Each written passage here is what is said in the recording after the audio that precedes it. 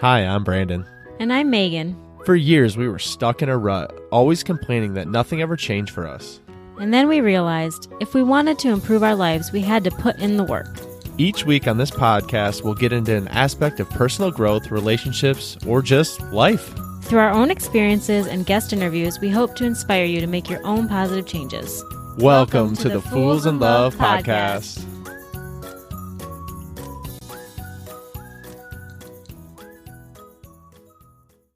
Hey, y'all. Welcome back to another episode of the Fools in Love podcast. I am one of your Fools co-hosts, Brandon, and I actually have a powerful message for you today that you are not going to want to miss, trust me. But before I get into it, I want to give a little review shout out. So we got a review from Karen Rich, and she said, highly recommended, amazing advice, and helpful information for all.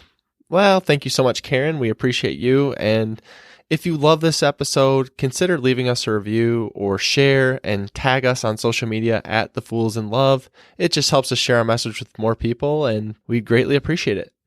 So without further ado, let's get into it. All right, I want to start with a question. Are you waiting for permission to pursue your dreams? Are you waiting for the right moment? Are you waiting for the right time? Those are deep questions to think about, but I want to ask you to start off there, because I catch myself being guilty of this all the time.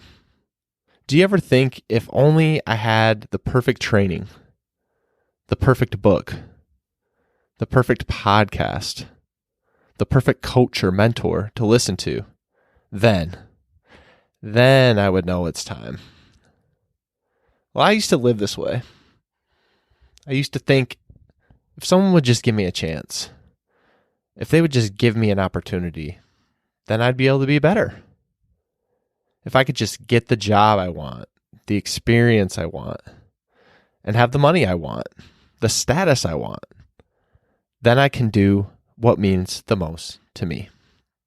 You see, the struggle for many of us is we've become really good at going through the motions.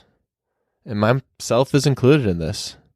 To the outside world, you look like you have it all figured out. You know your vision. You know your calling. You know your passion.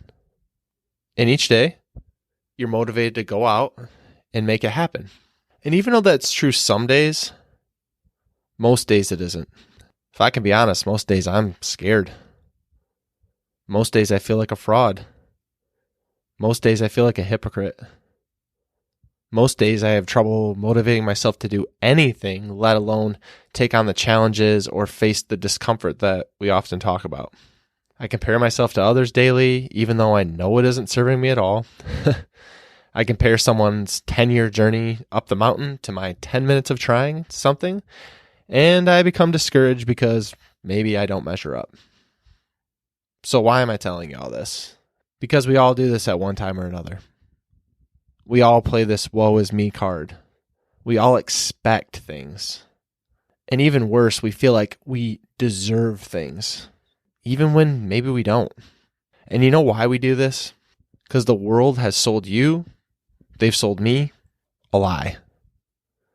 They told you if you show up every day, you put in the work, you put in the hours, you go through the hard things, you're going to be rewarded.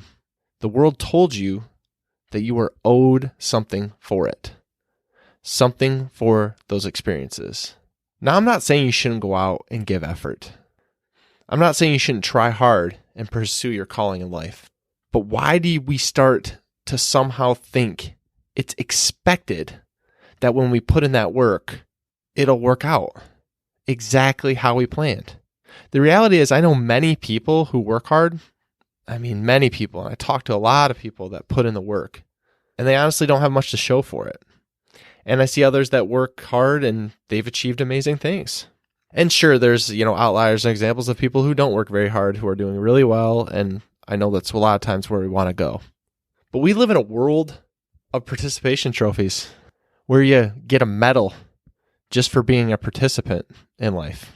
And I think we've lost sight of the fact that you don't get success just by showing up. You can put in the time and you cannot execute.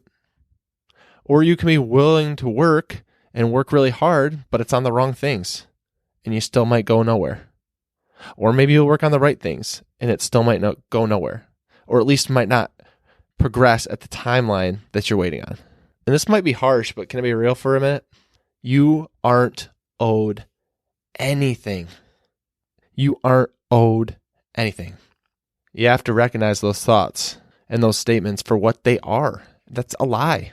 And as soon as we start to think that we're owed it, whatever it is, for doing A, B, or C, we'll continue to guarantee ourselves that we're never going to see that happen.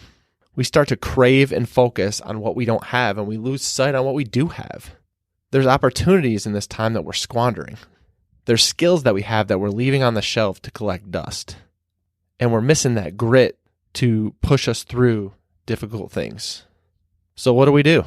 Well, I was listening to something recently, and they asked a question which was really simple on the surface, and it was profound the longer I sat with it.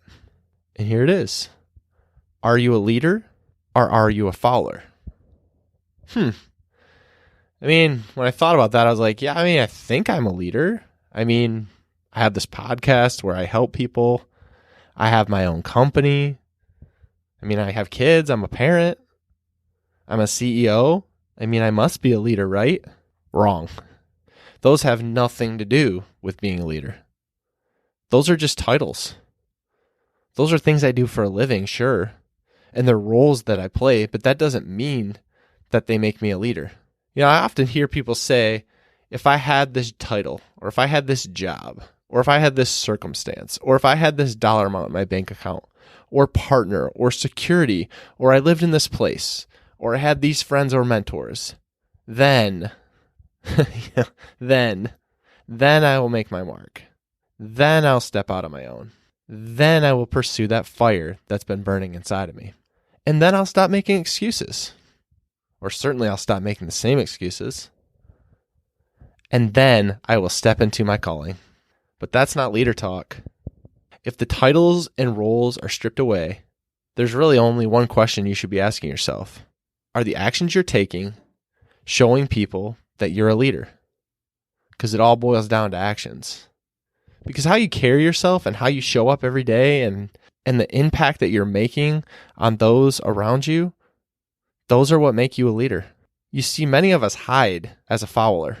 Even when we have that feeling inside, the leadership qualities, we hide on the sideline because it's easier to watch other people pursue their dreams rather than us going out and taking the steps to do it on our own. We listen to the same podcasts every week. We go to the conferences. We watch the YouTube videos. We take part in trainings.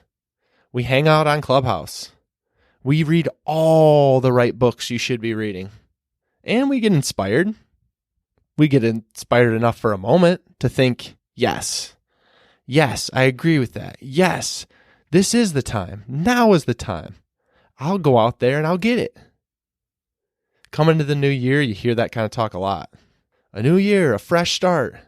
This year, this is my time. This year will be better. But then what happens when we meet one obstacle? Or if one person tells us the idea that we have is stupid? Or even worse, no one tells us a thing, or no one tells us that we are stupid, but we project on someone else based on a simple comment, and we blow it way out of proportion based on some insecurities.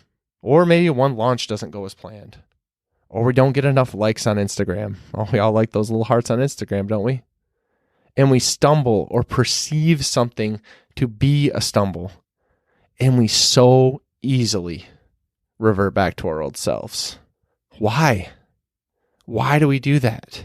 It's because you can read all the amazing content in the world and you can get inspired with all the stuff others are putting out there, but that's not going to change your world unless you decide to change your world. Listening to all those amazing people is great. I do it, trust me, and there's definitely value in it. And I hope to have all of y'all as listeners for a long time. I don't want to discourage that, but listening and doing exactly what someone else tells you to do is not being a leader. I'm sorry, it's not. You want the honest truth? If you find yourself doing all these things, you're a follower. Okay, Brandon, so what is a follower? Well, Followers wait for someone to tell them what to do. They wait for someone else to give them permission to strike out. They don't take responsibility for their circumstances because there's always someone else to blame. They can always point the finger for the reason why. And their why is so strong, y'all. Man, is it convincing. They can justify everything and they can spin it just right, keeping their feet firmly planted in one spot. And that's exactly where they are, and where they have been, and where they'll continue to be. Followers wait for the opportunity to be given to them. They wait for the time to be right. They stay in their comfort zone. They shy away from fear. They play it safe because they don't have the money right now, or so they don't look dumb. And by doing this, they guarantee one thing, that they'll stay a follower forever. And when you go down this path, you might start to think, why is this so hard? Or maybe this isn't for me.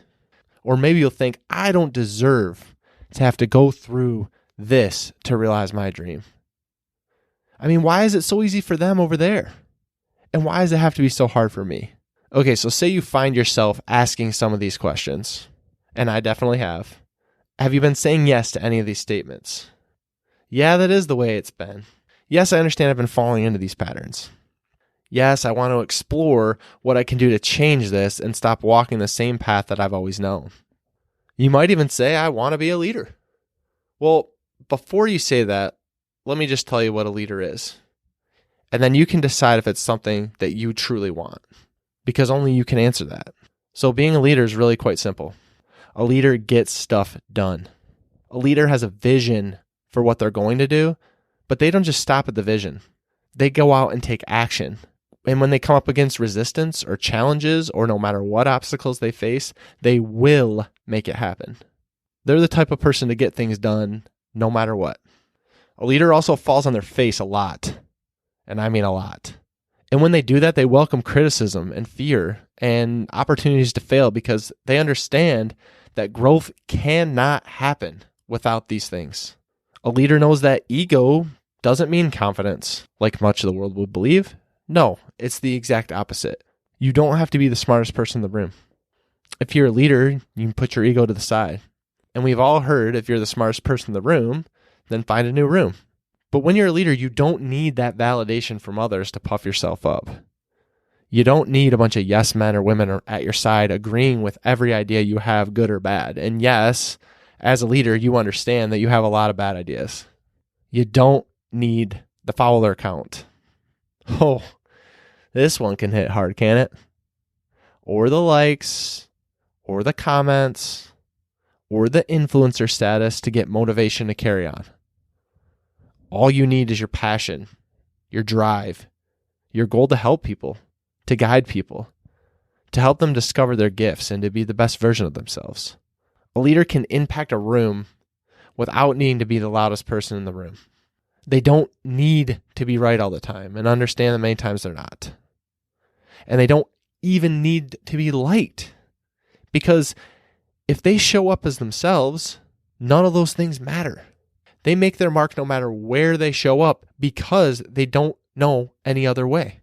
Leaders are vulnerable and transparent too, because they know their message has power and the world needs more of it. You see, it's really easy to say you're going to do everything you need to do, and that you've done it, and that you've put in the work, and that you've put in the time. But have you really? Have you really given it your all? Or have you given it your all for just a brief moment? Because only you can answer that. You're the only one who has to live with you. So if you want to keep telling yourself, it'll be different tomorrow, I'll do it next week. Well, my kids are too young right now, but when they're older, it might be easier. Once I work long enough at this company and I get promoted to a certain role and my boss recognizes me, then things will be different for me and I'll get those chances and opportunities. But let me tell you, talking is cheap. Talk is cheap. How are you going to take action now to make this happen in your life?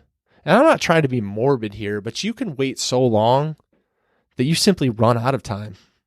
Don't do it. Start laying the groundwork now.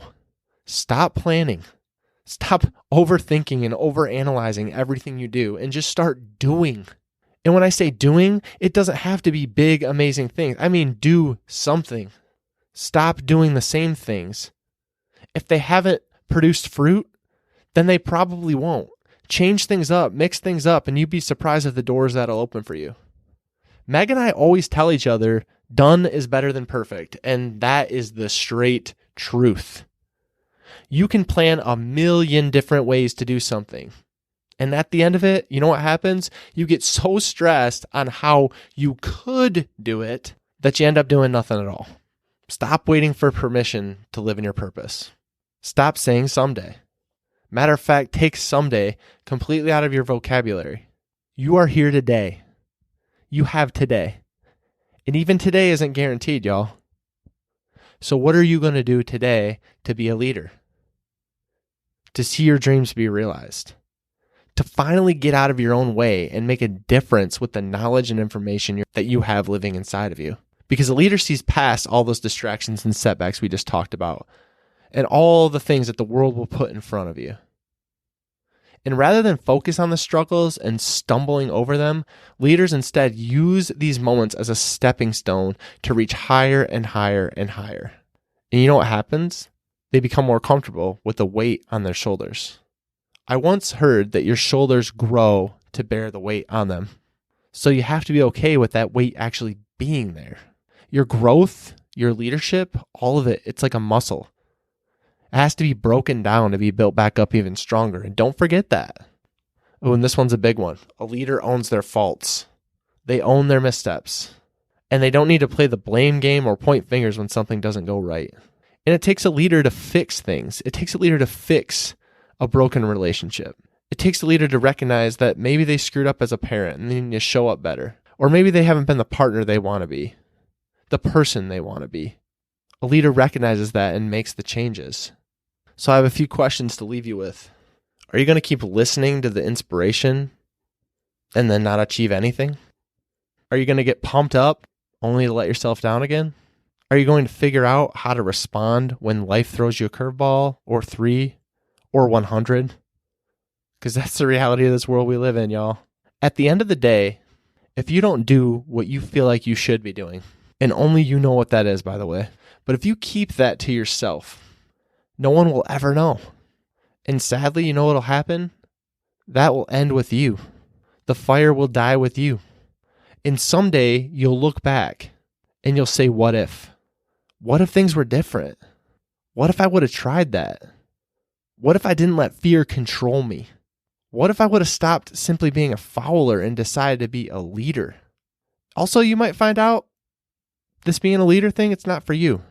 Maybe you like being a follower. And that's okay. It really is. There's nothing wrong with that at all.